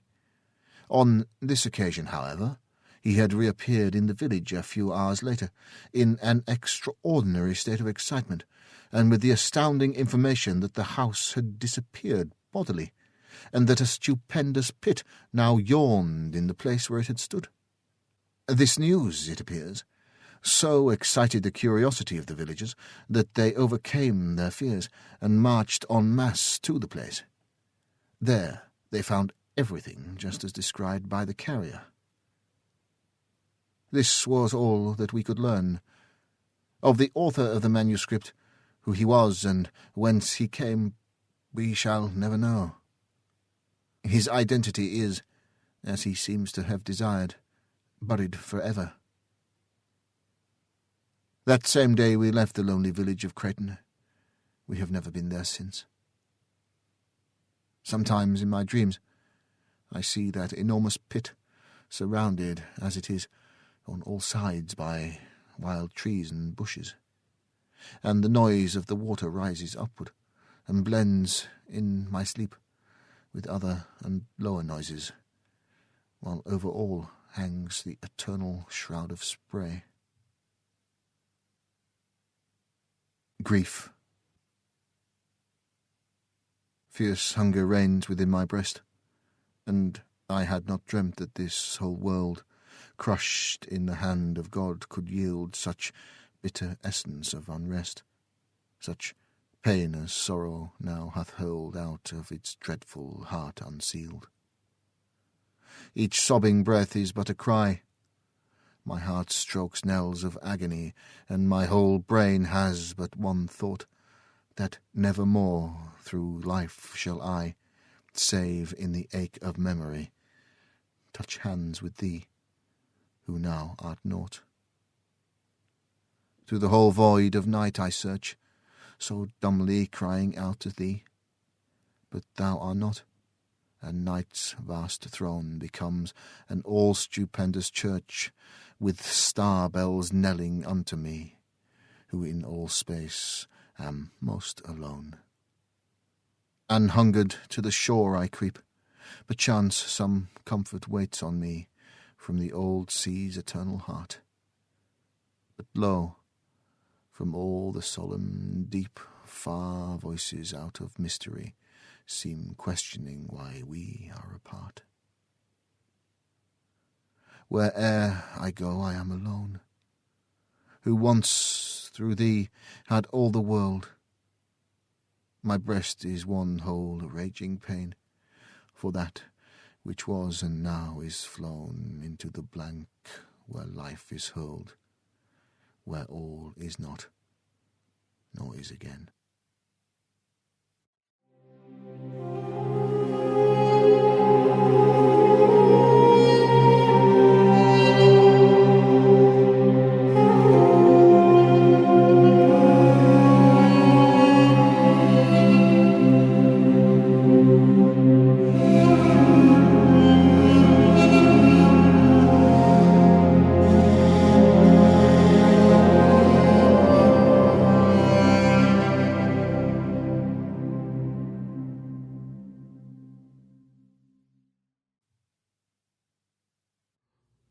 Well, let's savor that sense of stillness for just a moment.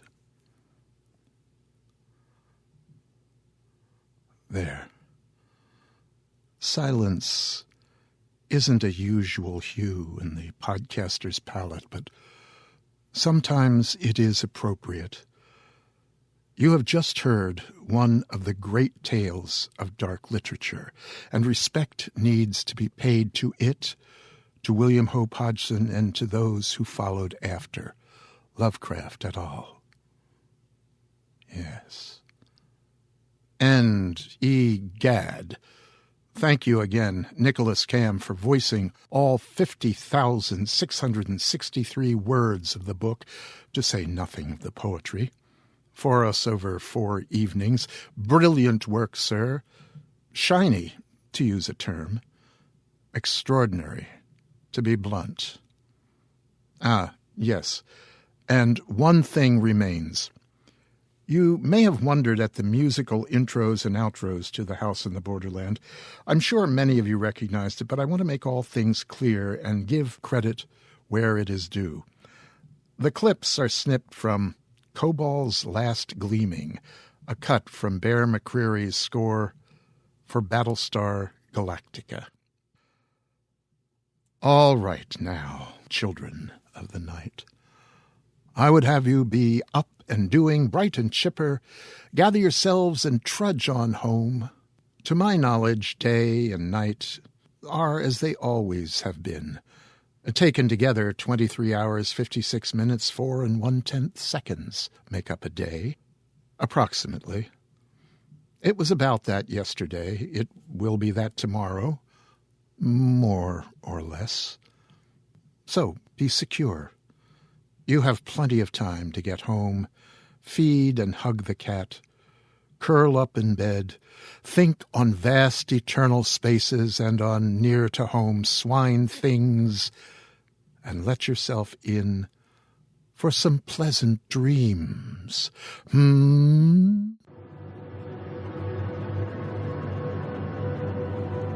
This presentation has been brought to you by the District of Wonders Network, dedicated to podcasting the finest genre fiction. You can learn more about the District of Wonders and their many literary productions at their website, www.districtofwonders.com. Thank you for listening.